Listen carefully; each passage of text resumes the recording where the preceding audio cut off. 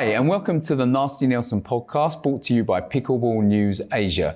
Before I get on with things, just a quick shout out to say that if you like what we do, please do consider subscribing or liking this video. We really appreciate it and it helps us spread our message a little further. This week, we're going to focus on a few stories that crossed our desk and were published on Pickleball News Asia that caught my attention. The first one I'm going to look at is a story about that we covered about a large tournament that's being planned in Singapore for next year. The headline is Singapore announces all amateur Epic World Championship in April 2026. So that caught my attention because of all the countries in Asia, I think that Singapore has the longest history with pickleball. People have been playing the sport in Singapore competitively for more than 20 years. I know several people that have been playing a long time in Singapore. So the sport kind of took hold in Singapore a long, long time ago, well before the boom hit. But interestingly, since the boom really took hold over the last 24 months, what I've noticed is that a few things have happened. I think one, because of Singapore's size and probably the cost of developing courts in Singapore, the number of pickleball courts and facilities that have been, purpose-built ones that have appeared in Singapore is a lot less than in countries like Malaysia or Vietnam or Thailand or Philippines. That's not surprising. I think logistically it's very difficult. But also, over the period of time that the sport has really picked up, what we noticed in the very early days is Singapore were kind of leading the way in terms of playing ability, but in recent times, some countries have overtaken and other countries have caught up with the number of players that are playing at a higher and higher standard. But also in terms of tournaments, which is what this particular article is about, Singapore's not hosting anywhere near as many tournaments as other countries like Malaysia, and particularly Malaysia, Vietnam, India as well. So it's interesting to see that they're going for this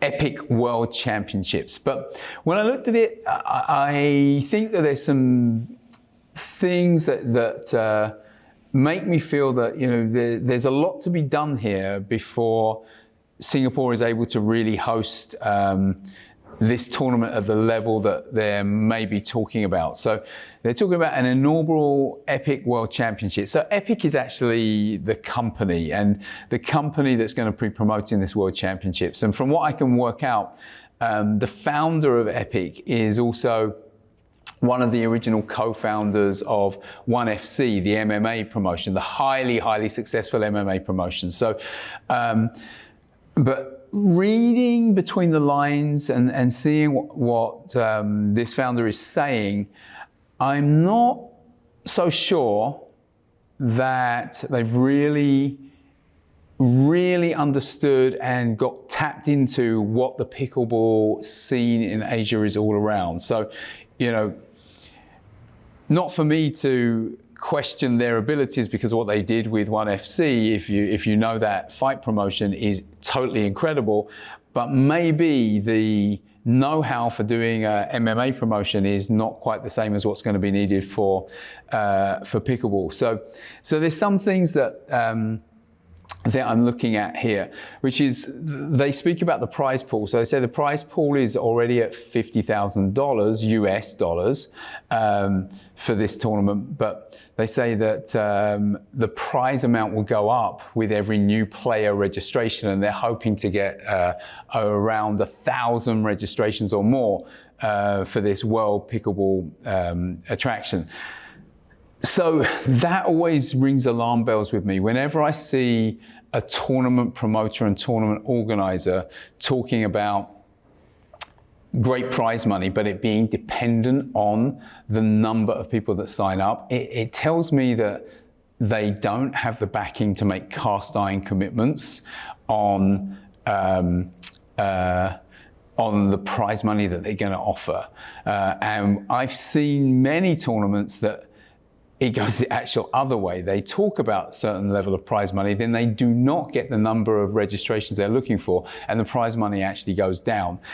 I'm not saying that's happening here, but for me, it's a little red flag to say, you know, if you're really going big and you're really trying to do this world championship, you should really have things like your prize money nailed down, absolutely, and not dependent on number of registrations you get. The other thing is, you know, looking at they have a launch video for this promotion, or for this tournament, but again, you know, it talks about people coming from 30 countries to attend. I don't know where the number of 30 came from, but I'm also concerned that, you know, with Singapore itself not being the most targeted destination for international players to go to, and with the fact that there are so many tournaments with pretty good prize money that are happening week in, week out. If you just take Malaysia alone, every weekend there are tournaments with 30 to 100,000 ringgit in prize money. And we're not talking about one, there's probably like 2 or 3 every weekend. And it's similar in Vietnam and similar in other countries as well. There's also PPA, there's also WPC, and all of them are already ahead of the curve, and very few of them are doing major events in Singapore. So I think that it could be a tough ask to get 1,000 international players into a tournament in Singapore. And the other thing with that is there's some detail that's short. Now, I know they're talking about April 2026, but maybe this is a pre-announcement, but it'd be pretty early for a pre-announcement. And there's no, as far as I can see, there's no extra detail on things like what categories are going to have, what DUPA ratings they're looking for. So, you know, are they going to have seniors? Are they going to have just open categories? So it's a little bit thin on that detail at the moment. And also, the other thing that I'm looking at is they talk about the fact that this is going to be an amateur tournament because they want mass participation. But to be honest, even if you look at PPA and WPC, of course, PPA has the elite category with the professionals, but the majority of players that are playing in those two of which I would put the top tournaments that happen in Asia right now, it's already amateur players. So this doesn't really bring anything new. So when they're talking about we're going to focus on amateurs, to me it doesn't really look like they necessarily understand that that's already happening. So I don't like to pour cold water on things, but when I look at this kind of stuff, I just try and be objective and try and understand what's going on. If these guys who have been very successful in other businesses and other sports can pull this off and really pull together a massive international tournament that happens in Singapore, it'll be great. I'll certainly be there. I'll probably try and play. But I guess that what I really want to look at is really what happens here. Do these founders really tap into the pickleball community, which they're going to have to do? And are they really going to be able to pull off something as big as this for April next year? I really hope they do. I just feel that there's a lot of unanswered questions that are worth looking at to see whether they do successfully pull this off or not. So we'll keep an eye on it. Hopefully they do make progress, and hopefully this does turn into a reality. But when they announce it, I have to look into it. And at the moment, I'm kind of like hopeful but unsure as to whether they're actually going to be able to pull off something as big as this. So next story I want to take a look at is one that was covered by our journalist Martin, who picked out a new kind of community website that he's highlighted in an article that he published this week, and it's about a website or a web portal called Picklepedia. So it's like Pickleball's Wikipedia, if you like. The aim of it is to bring pickleball knowledge closer to players worldwide. So, you know, I looked at this at first and thought, you know, is Martin covering a competitor to us? Because with Pickleball News Asia, we're covering a lot of pickleball news every day. But I had a look at Picklepedia, which kind of like has an interesting logo. So it has a pickleball that's a bit like the Wikipedia ball. I had a look at it, and even in their about section, you know, they have a different remit and reason for being to Pickleball News Asia. They're aiming to. They don't want to cover news. They want to cover interesting information that is useful for players to get better at the sport of pickleball. So they want, you know, they want in every area that you might have a question about pickleball to have informed articles that you can search and learn more about everything, whether it's like, you know, the best type of spin serve, how you put spin on a serve, anything like that at all. So I took a look at it. I liked the idea and the concept. But I think there's some way to go, because from what I can see, there is an awful lot of content on there, but it looks like at the moment they're not managing to do it on a community basis. So if I'm right, you know, again, this is what I'm assuming from what I've read, but if I'm right, it looks like the Picklepedia team are responsible for writing, to me, it looks like maybe all or the very large percentage of the articles that are on there. The articles are quite good, I'm not saying they're not, but what's missing at the moment from this platform is the community aspect, which is getting lots of different people, just like Wikipedia, to contribute. So that would be to submit new articles, but also to update the articles that already go on there with more current information or extra information, just like happens with Wikipedia. So from what I can see, that's not happening right now, or it doesn't appear to be happening on a large scale, because all of the articles, as I said, look self-contained, don't look like they've been revised upwards or over time, and also do look like they've been written by the same group of people. Could be proved wrong on that, but that's how it looks. The other thing is the searchability right now. When you do search on a particular very pointed topic, you seems to bring up a lot of articles around that topic. So I'm guessing that the search on there is probably okay, but maybe the sheer volume of content is not enough yet to be able to bring you back very targeted information based on your very narrow searches. So it's an interesting initiative. Is definitely worth taking a look at. There's a lot of good content on there, and I thought I would give it some coverage because I think the idea itself is really good.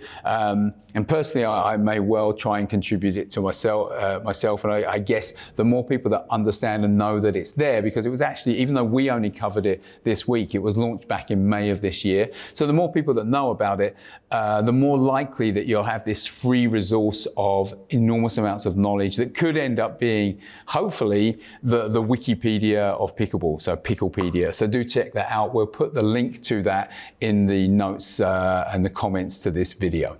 So moving on, the last article that caught my attention that was published quite recently was one that was actually based around a US-based study, but I still think it's relevant for all pickleball players, no matter where you're based. And it was a study that shows that there is a definite increase in pickleball-related injuries that's showing some of the risks of playing the sport.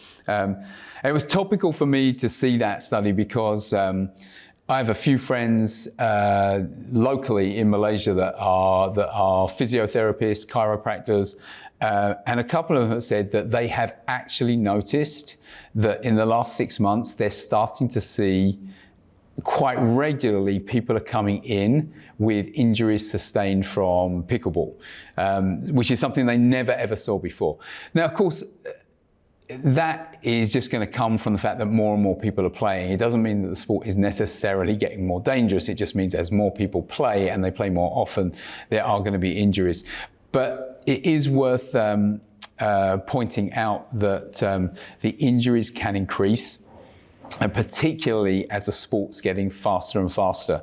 So this particular study, US-based study, focus on what they call ocular injuries, which is injuries to the eye, which is, the injuries that we're seeing are not limited to eye. People are getting, some are getting like the equivalent of tennis elbow, knee injuries, those kind of things. But the eye one is very particular to pickleball because the ball is hard and the ball moves very, very fast.